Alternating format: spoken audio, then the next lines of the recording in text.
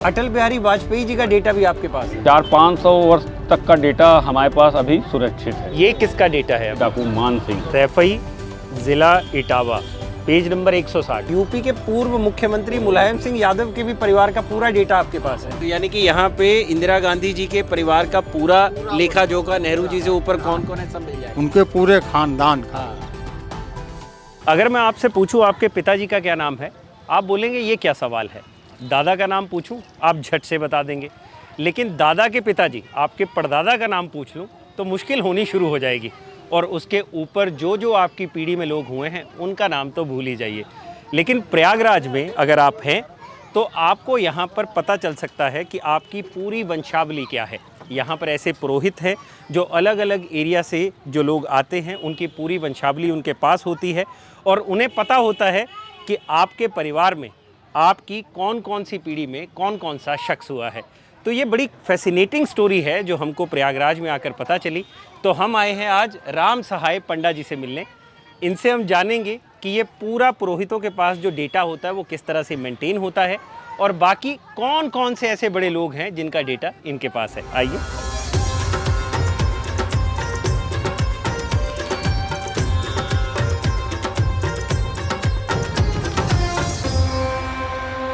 Sir नमस्कार, कैसे हैं आप सर? जय गंगा माई। क्या नाम है सर अपना? संदीप पांडे। संदीप पांडे। तो ये राम सहाय पंडा जी कौन हुए? ये हमारे 6 पीढ़ी पहले हमारे बाबा के पिताजी हुआ करते थे। इतना पुराना चला आ रहा है ये काम? उन्हीं के नाम से ये संस्था हमारी चली आ रही है। तो ये जो पीढ़ियों का डेटा होता है, मतलब मैं जैसे पंजाब से आता हूँ, मुझे पता ही नहीं कि मेरे दादा के बाद परदादा का क्या नाम था। तो आपके पास ये डेटा मेंटेन कैसे होता है? ये डेटा हमारे पास जिस गांव से आप लोग बिलोंग करते हैं वहाँ से जब लोग आपके पुरखा 5 पीढ़ी 7 पीढ़ी 10 पीढ़ी पहले से यहाँ पर अस्थियाँ विसर्जन करने आते थे, तो जो आया करते हैं उनका पूरा डेटा हम यहाँ पर लिख लिया करते थे। और ये सिस्टम पूरा चला आ रहा है आज से नहीं, 7 8 10 पीढ़ी पहले से। 400-500 वर्ष तक का डेटा हमारे पास अभी सुरक्षित है। तो 400-500 साल का डेटा? हाँ, 4-5। यानी कि अगर कोई पीढ़ी आपके पास आ रही है तो 500 साल पहले उनके परिवार में कौन हुआ आपके पास लिखा हुआ होगा? हाँ, ये लिखा हुआ होगा। मज़ेदार है। तो ये कैसे होता है पूरा जो आप रखते हैं अपने पास पूरा बही खाता किसी के भी परिवार का, ये पूरा लेखा जोखा कैसे होता है? और क्या आप इकलौते ऐसे पुरोहित हैं या और भी हैं यहाँ पे प्रयागराज में? नहीं, बहुत सारे पुरोहित हैं। 1484 घर पुरोहित हैं। पूरे भारतवर्ष के प्रत्येक कस्बे से, ज़िले से, गांव से उनके कोई न कोई पुरोहित होंगे। राज परिवार से जुड़े हुए पुरोहित हैं। जितने भी राज घराने थे पुराने समय में सबसे जुड़े हुए उनके तीर्थ पुरोहित थे। आपके पास कौन कौन सी तहसील, कहाँ का एरिया लगता है? हमारे पास भिंड है, इटावा है, ग्वालियर है। अच्छा, भिंड, इटावा और ग्वालियर, यानी कि ज़्यादातर यूपी का एरिया आपके पास लगता है। तो कौन कौन सी बड़े विभूतियाँ हैं ऐसी जो जिनका डेटा आपके पास मिल जाएगा? भूतपूर्व माननीय प्रधानमंत्री श्री अटल बिहारी वाजपेयी, इनका डेटा हमारे पास आपको मिल जाएगा। अटल बिहारी वाजपेयी जी का डेटा भी आपके पास मिल जाएगा जी। और सुप्रसिद्ध जो है डाकू थे, डाकू मान सिंह, तो उनका डेटा हमारे पास आपको मिल जाएगा। वर्तमान में अभी कुछ वर्ष पहले दिवंगत हुए थे माननीय श्री मुलायम सिंह यादव जी। अच्छा, यूपी के पूर्व मुख्यमंत्री मुलायम सिंह यादव के भी परिवार का पूरा डेटा आपके पास है? उनके पुत्र अखिलेश यादव। अच्छा। और पुत्र वधू आई थी डिम्पल यादव। डिम्पल यादव जी। हाँ, तो उनका कार्यक्रम हम भी ने कराया था। उनका डेटा हमारे पास मिल जाएगा। तो हम लोग देखना चाह रहे हैं कि जो अटल बिहारी वाजपेयी जी हैं उनका अगर आप बही खाता दिखाएं हमको, उनके परिवार में कौन कौन था, कैसे। तो ये आप देखेंगे पीछे ये जो पेटी रखी हुई है पीछे, इसी में आप सारा डेटा मेंटेन रखते हैं अपना सारा? यानी कि एक जो डेटा का सेट है पूरा वो इसी पेटी में रहता है? इसी पेटी में मेंटेन। बाकी अलग अलग जगहों पे जैसे घर में छोड़ दिया या बाकी जगह? ठीक है। तो ये कैसे पता चलता है कि उनके परिवार का डेटा इस बही में है? जैसे वो आगरा में एक तहसील आती है बाह। अच्छा। तो ये आगरा लिखा हुआ है, वाह। ये बाह तहसील लिखी हुई है। ठीक। तो उस तहसील की ये बही है। अच्छा। अब इसके अंदर खोलेंगे तो एक सूची मिलेगी जिसमें सारे गांव लिखे होंगे जी। उस सूची से निकालेंगे। अब अटल बिहारी वाजपेयी बटेश्वर के रहने वाले थे। अच्छा। तो बटेश्वर गांव किस पन्ने नंबर पे लिखा है पहले सूची से जानकारी ले लेंगे जी। और फिर उसके बाद हम खोल लेंगे, उस पन्ना संख्या को खोल लेंगे तो उनका डेटा सामने आ जाएगा। जी। ये जैसे सूची हो गई। अच्छा, ये बड़ी बही होगी और उसका ये सूची हो गई। ये गांव की सूची हो गई। अच्छा। अब ये इसमें लिखा हुआ है, अक्षर बाई अक्षर पड़े हुए हैं। हम्म। अब ये इन अक्षर से वो बटेश्वर के रहने वाले थे जी। तो अब बा अक्षर पर हम जाएंगे। यानी कि जैसे हम डायरी में किसी का फ़ोन नंबर लिखते थे, बी पे भूपिंदर, सी पे बस। चंदर, तो वो सब चीज़ें इसी तरह से, अब ये जैसे ब से ब- बटेश्वर गांव आ गया, अब बटेश्वर- मतलब ब से जितने भी उस तहसील के गांव हैं अब जितने तहसील, वो सब आ जाएंगे। हाँ, उस तहसील में बा अक्षर से जितने गांव हैं आ जी। जाएंगे। अब ये देखिए बटेश्वर, ये बटेश्वर लिखा हुआ पन्ना है। नंबर 86 87 क्या बात 88 87 88 पे। तो अब पन्ना नंबर 87 88 खोल लेंगे। तो ये वो सूची है जिसमें इस बही में जिस जिस गांव का लेखा जोखा लिखा है बा तहसील के, वो सब मिल जाएंगे आपको। अब जैसे इन्होंने ब खोला तो ब से बटेश्वर, जो अटल बिहारी वाजपेयी जी का पैतृक गांव रहा है, जहां से उनके पूर्वज आते हैं, वो है। और पन्ना नंबर 87 88 हिंदी में लिखा है, ये देखिए आप। तो यहाँ पे बही में अब पन्ना नंबर 87 88 खुल गया। और ये हमारे अटल जी के परिवार के ये दीपक कुमार आए थे। अरे उनके लड़के थे दीपक कुमार। पिताजी का नाम प्रेम बिहारी, बाबा जी का नाम कृष्ण बिहारी। जी अटल बिहारी वाजपेयी के पिताजी का नाम था कृष्ण बिहारी। जी और ये भाई उनके नवीन, लड़का अंशुल, भतीजा नितिन, चाचा अटल बिहारी जी वाजपेयी। साथ में जीजा आए थे ओम प्रकाश मिश्रा। जी। फूल अपने ताऊ सदा बिहारी के लेके आए थे। ओके। ये अटल बिहारी वाजपेयी के बड़े जो भाई साहब। बड़े भाई साहब थे, उनकी अस्थियां आई थी। अच्छा, तो इसी तरीके जब लोग तो आते हैं, अटल जी की उनका- भी अस्थियां यहीं आई थी। हाँ, अटल जी की अस्थियां भी यहीं आई थी। अच्छा, तो ये आप देखेंगे बटेश्वर गांव का जितना भी लेखा जोखा है, तो इसमें ये इन्होंने लिखा है अटल जी का नाम। तो अटल जी के परिवार से जुड़ी हुई सूची यहाँ पे मिल जाती है। जो इससे पहले भी आ रहे होंगे यहाँ पे, उनके भी नाम इसमें दर्ज होते हैं। हाँ, वो पीढ़ी दर पीढ़ी जो पहले आते हैं वो डेटा हम लोग घर पर रखते हैं, मेंटेन कर कर। अच्छा, पीढ़ी दर बहुत पीढ़ी। पुरानी अगर हो जाती है तो उसको फिर ठीक घर पे रखना शुरू कर देते हैं। ओके। तो ये इन्होंने बताया कि उनके परिवार से कौन कौन यहाँ पर आया था, अटल बिहारी वाजपेयी जी के परिवार से। तो उनकी पूरी सूची मेंटेन्ड है, जिसमें उनके भतीजे से लेकर बाकी लोग जो परिवार के हैं और बड़े भाई का। सूची दो। ये किसका डेटा है अभी जो आप ये निकाल आपको रहे हैं? दिखाने जा रहे हैं अभी जो अखिलेश यादव आए थे। अच्छा, ये मुलायम सिंह यादव जी का डेटा मेंटेन है इस बही में। ये लिखा है इन्होंने सैफई, ज़िला इटावा, पेज नंबर 160। ये अखिलेश जी का सिग्नेचर है। जी। अखिलेश जी, पिताजी का नाम मुलायम सिंह, बाबा का नाम मुलायम सिंह के पिताजी का नाम था सुगर सिंह। साथ में उनके चाचा शिवपाल सिंह आए थे। साथ में उनके भाई राजपाल सिंह, जी। अभय राम, चचेरे भाई आए थे अनुराग यादव जी, धर्मेंद्र यादव जी, अंशुल यादव जी, गौरव यादव जी, श्री आदित्य यादव जी।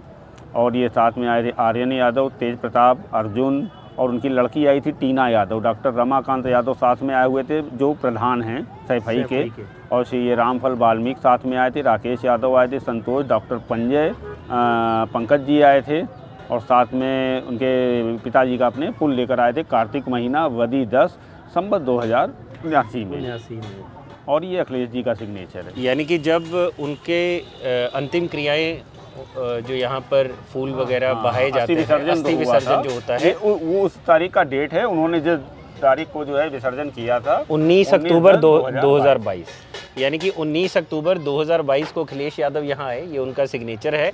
और कौन कौन उनके साथ आया उस वक्त, ये सारा डेटा यहाँ पे मेंटेन होगा। उनका नाम, उनके पिता का नाम जो आया रहता है, उनके परिवार में कितने सदस्य हैं, उनके साथ में कौन आया था, किस तारीख को आए थे। इंग्लिश महीने से नहीं, हिंदी महीने से हम लोग अपना डेटा मेंटेन रखते हैं। जैसे आए थे वो अक्टूबर में, लेकिन हमने लिख रखा है कार्तिक महीना वदी 10। जी हाँ, तो ये तो हिंदी में कार्तिक कार्तिक क्या है? कार्तिक, ये महीना हो गया। कौन से कार्तिक महीने में महीना आए? वदी 10। वदी 10 ये पक्ष हो गया, कृष्ण पक्ष में आए कि शुक्ल पक्ष में आए। जी ये वदी 10 लग गया। और ये सम्मत यानी कौन से साल में आए। जी। तो ये हिंदी जो पंचांग के जो कैलेंडर होता है उसके अनुसार लिखा हुआ है। तो ये आप देख लीजिए, ये पंचमेल, ये एरिया का नाम है, जिस ये एरिया का मतलब सारा ये पूरे इटावा की वही इसमें है। अब यहाँ पे एक चीज़ मैं साफ कर दूं, ये जो बहियाँ हैं ये अभी जो वर्तमान वक्त चल रहा है उस दौरान की हैं। और जो पुरानी जितनी भी आज से 100 साल पहले क्या हुआ होगा, 200 साल पहले क्या हुआ, क्योंकि वो भर्ती चली जाती हैं तो वो घर में डेटा पड़ा रहता है आपके, यानी कि किसी को चाहिए तो आप मंगवाएंगे और उसको दिखा देंगे। हाँ, अगर कोई ज़रूरत पड़ता है, लोग आते हैं कहते हैं तो उसे मंगा के हम दिखा देते हैं कि क्या चल रहा है। और कौन बड़े ऐसे नाम हैं जिनका डेटा आपके पास है इनके अलावा? आपको दिखा रहे हैं डाकू मान सिंह। अच्छा, डाकू मान सिंह का, ओके। तो मान सिंह यूपी में एक बड़े डाकू हुए हैं, उनके भी पुरोहित यही रहे हैं। तो इनका कहना है कि इनके पास डाकू मान सिंह के भी परिवार का पूरा डेटा है, जो अभी ये बही खोल के हमको दिखाने वाले हैं। वो भी आगरा बाह के थे। आगरा बाह के? हाँ, आगरा बाह के ही रहने, जिस तहसील के बानी अटल बिहारी वाजपेयी थे जी, उसी तहसील के रहने वाले गांव हैं राठौर खेरा। तो वहाँ के रहने वाले डाकू मान सिंह वहीं के रहने वाले थे। जी, लीजिए, ये खुल गया है पूरा बही खाता आगरा बाह का। अब ये देखिए, डाकू मान सिंह जब स्वयं गुजर गए थे जी, तो उनका फूल आया था, फूल उनके लेके आए थे। ये अजमेर सिंह पिताजी को नाम, ये मान सिंह जी का डेटा आ गया आपके पास। ये फूल बड़े भाई फूफा मान सिंह का लेके आए थे। चाचा सूबेदार सिंह, उनके मान सिंह के लड़के थे तहसीलदार सिंह। उनके लड़कों के लड़के थे जंडैल सिंह, भारत सिंह, श्याम सिंह, नवाब सिंह, गंधर्व सिंह। तो ये डेटा पूरा उनका है। तो ये जो लोग उस वक्त आए साथ में, उनका पूरा डेटा यही। और ये मान सिंह की धर्म पत्नी आई थी, देखिए लिखा है घर वाली पत्नी सिंह मान सिंह की। ठीक है, ये भी आई हुई थी, ससुर भी साथ में थे। हाँ, साथ में यहाँ वो भी थे। बिहारी सिंह सोमवती मतलब गंगा स्नान करने आए थे सोमवती पर। ये तब का लिखा हुआ है। ये कब की बात है ये मान सिंह की? ये मान सिंह की अस्थियाँ आई थी सम्मत 2012। हाँ, इस समय सम्मत 81 चल रहा है, तो लगभग हो गए, आप मान के चलिए 69 साल। 69 साल पहले ये डेटा मेंटेन किया गया था। और ये इतनी उम्र तो शायद आपकी भी नहीं होगी अभी। नहीं, तो ये पिताजी ने आपके मेंटेन की होगी, मान सिंह जी का। तो आज से 69-70 साल पहले जब मान सिंह जी इस दुनिया को छोड़ के चले गए, डाकू मान सिंह, तो उनका जो अस्थि विसर्जन था परिवार जब लेकर आया, तो यहाँ पे उस वक्त कौन कौन साथ में आया और कैसे जो भी पूरी प्रक्रिया हुई वो सारी यहाँ पर दर्ज है। कि उनके बच्चे कौन हैं, उनकी पत्नी कौन है, ससुर कौन थे, वो सब लोगों का नाम यहाँ पे दर्ज है। तो ये एक तरह से 70 साल पहले की घटना इस बही में लिखी हुई दर्ज है। हाँ, लगभग 70-80 साल का डाटा हम लोग यहाँ पर रखते हैं जी। उसके पहले का डाटा घर पे सुरक्षित रखते हैं जी। तो ठाकुर मान सिंह जी से जुड़ी कोई कहानी भी है क्या? हाँ, हमारे बाबा बताया करते थे कि जब एक बार डाकू मान सिंह यहाँ पर अस्थियाँ लेकर अपने परिवार के किसी सदस्य का आए हुए थे जी, तो हमेशा जो है पुलिस उनके पीछे पड़ी करती थी। तो वो रात में आए तो पुलिस को किसी तरह ये जानकारी हो गई कि वो आके अपने तीर्थ पुरोहित के निवास स्थान पर रुके हुए हैं। रातों रात पुलिस ने दबिश मारी, लेकिन उनके पास भी सूचना आ गई कि पुलिस हमारा पीछा कर रही है। तो वो रातों रात वो अस्थियाँ हमारे पुरखों को सौंप कर और हमारी जो दक्षिणा होती है वो उन्हें सौंप कर वो तुरंत वहाँ से निकल गए। मतलब पुलिस के घेरे में से ही निकल गए। अब ये तो हो गई कि आपको पता है कि आपके पास किसका डेटा है। आप कह रहे हैं यहाँ पे लगभग 1400 के करीब ऐसे पुरोहित परिवार है जिनके पास ये डेटा मेंटेन रहता है। तो जो व्यक्ति आ रहा है चल के आपके पास प्रयागराज में, मान लीजिए कोई नई उम्र का लड़का है, हमारी उम्र का कोई लड़का है जिसको नहीं पता कि उसका पुरोहित कौन है, उसको किसके पास उसके परिवार का डेटा मिलेगा, वो कैसे पहुंचता है अपने पुरोहित तक? हमारे तक आने के लिए पहले तो आप अपने घर से जब निकलोगे तो घर परिवार, क्योंकि हम लोग का क्षेत्र पूरा जिले का जिला होता है, तो जिले में अब ये जैसे नाम हमने रखा है राम सहाय पंडा केसरिया झंडा जी। तो आप अपने घर से निकलोगे तो घर पे ही बता दिया जाएगा कि प्रयागराज में हमारे तीर्थ पुरोहित राम सहाय पंडा केसरिया झंडा जी वाले हैं। ये कैसे पता चलता है? यहाँ पर वो घर परिवार आपको बता देंगे, नहीं तो आप गूगल करके देख सकते हो किस क्षेत्र के कौन से पंडा हैं, आप इनसे जानकारी ले सकते हो, क्योंकि हर क्षेत्र के पंडा तीर्थ पुरोहित अलग अलग होते हैं जी। अब हम जैसे भिंड, इटावा, ग्वालियर के हैं, तो यहाँ से कोई भी यात्री आएगा और उसको ना भी पता हो तो जानकारी बड़े आसानी से ले सकता है कि भिंड जिले के पंडा कौन से हैं। अच्छा, यहाँ आके किसी से भी पूछे, आगे किसी से ही पूछ लेगा तो उसको बता दिया जाएगा कि राम सहाय पंडा केसरिया झंडा वाले भिंड क्षेत्र के पंडा हैं जी। और यहाँ आने पर आप ऑटो, किसी भी ऑटो रिक्शा, टांगा, टेम्पो, टैक्सी, कोई भी साधन लोगे उनसे आप हमारा नाम बता दोगे। अच्छा। तो वो लाके आपको यहाँ पर पहुँचा देंगे। यहाँ आने पर हमने एक बाहर झंडा लगा रखा है केसरिया झंडा, वो हमारी निशानी है। तो बहुत दूर से ही आपको वो लहराते हुए दिख जाएगा। उसी झंडा को देखते हुए आप हमारे स्थान तक आ सकते हो। जैसे नोएडा दिल्ली से किसी को आना हो तो वहाँ के पंडा कौन होंगे, यहाँ पे कैसे पता चलता है ये? वो आप यहाँ आने पर जब जानकारी लोगे कि अच्छा। नोएडा में किस क्षेत्र के, किस सिटी के, कौन से तहसील के, कौन से कस्बे के, कहाँ कोई पंडा है। जैसे आपने बताया कि हम पंजाब के हैं जी तो पंजाब के पंडा यहाँ पर काली कम्बल वाले पंडा हैं। जी। तो आप बताओगे कि पंजाब में फला तहसील से आए हैं, तो आपको यहाँ किसी न किसी के माध्यम से या किसी तीर्थ पुरोहित के माध्यम से आपको जानकारी मिल जाएगी कि पंजाब के वो पंडा हैं और आपको वहाँ तक पहुँचा दिया जाएगा। तो आप लोगों की कोई फीस भी रहती है या क्या होता है, फंडा क्या होता है? फीस होती है जब आप किसी कर्म से यहाँ पर आते जी। हैं, गंगा स्नान करने आते हैं, गंगा पूजन करने आते हैं, या फिर आप अस्थियाँ लेकर आते हैं, तो पूरा कर्म कांड विधि विधान से कराने के बाद हमारी दक्षिणा होती है और वो दक्षिणा हमारे यजमान हमें दे जाते हैं। उसी से हमारी जीविका चलती है। जी। हम भी अपने यजमान पे निर्भर रहते हैं। आप यजमान पे निर्भर रहते हैं। अंकल जी, आपका क्या नाम है? हमारा नाम मुन्ना लाल भारद्वाज। तो आप भी पुरोहित ही हैं? हाँ, छत्तीसगढ़ के। छत्तीसगढ़ के पुरोहित हैं, यहाँ आए हुए हैं अभी? अभी नहीं, ये बगल में है, आप अच्छा, लोग को देख। छत्तीसगढ़ जगह के पुरोहित। अच्छा अच्छा अच्छा। छत्तीसगढ़ क्षेत्र के पुरोहित हैं। अच्छा, यानी कि छत्तीसगढ़ का जो आदमी आएगा वो आपके पास हाँ आएगा? हाँ, छत्तीसगढ़ और भोपाल में राजपूत सोलंकियों के गुरु। अच्छा, तो यहाँ पे एक तो मैं ये देखता हूँ कि केसरिया झंडा है, उसके अलावा झंडों के रंग बदल जा रहे हैं अलग अलग अलग अलग। तो कितने झंडे, क्या फंडा होता है? 1484 हैं। उस सब का झंडा अलग है। किसी का हाथी है, किसी का घोड़ा है, किसी का कलछुल है, किसी का तावा है, किसी का सूरज है, किसी का मोटर छाप है।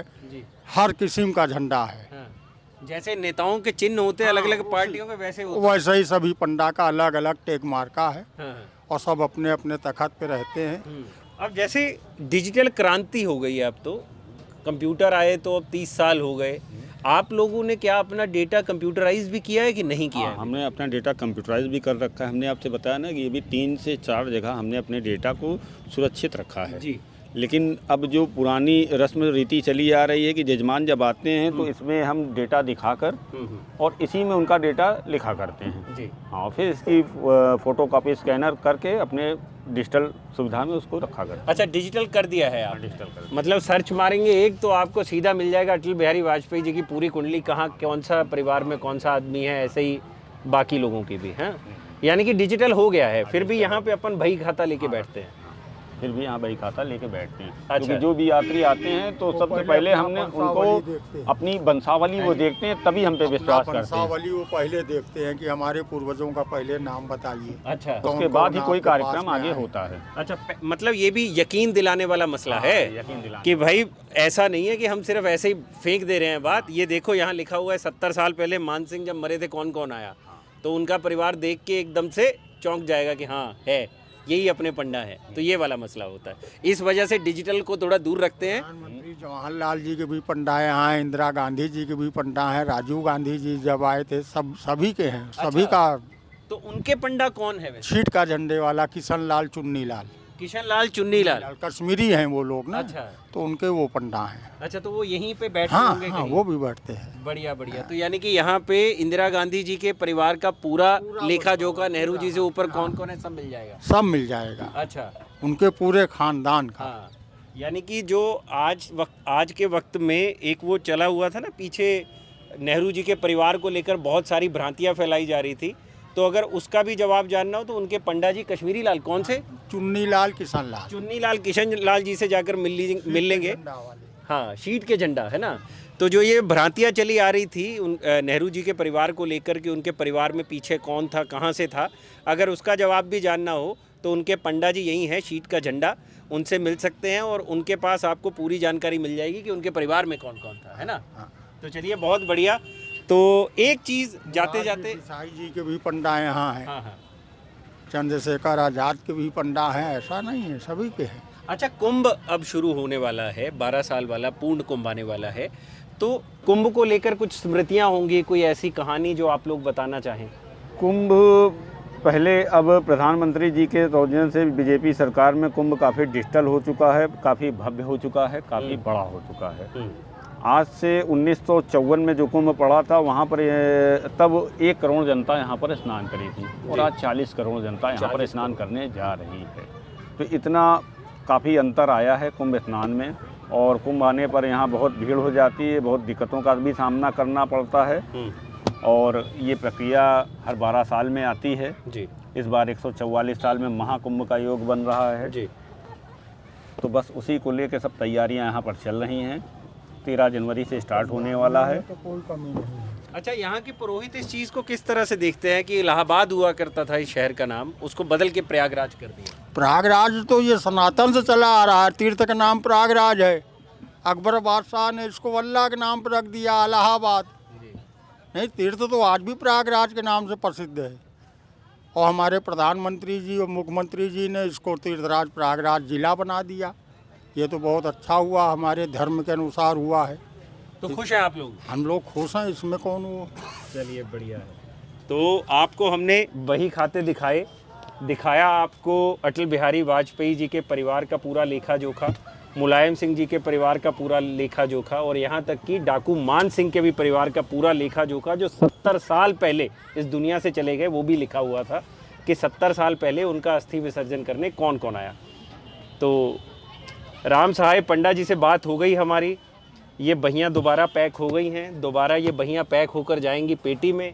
अब जब कोई भी इनके पास अपने परिवार का लेखा जोखा देखने आएगा तो दोबारा खोली जाएगी यही संदूकची, और इसमें से निकाला जाएगा उनके परिवार का पूरा हाल। तो आपको ये स्टोरी कैसी लगी हमें कमेंट सेक्शन में ज़रूर बताइएगा। और कुंभ के दौरान प्रयागराज से ऐसी ही और अतरंगी खबरें हम आप तक लेकर आते रहेंगे, इसलिए जुड़े रहिए खबर गांव पर हमारे साथ। शुक्रिया।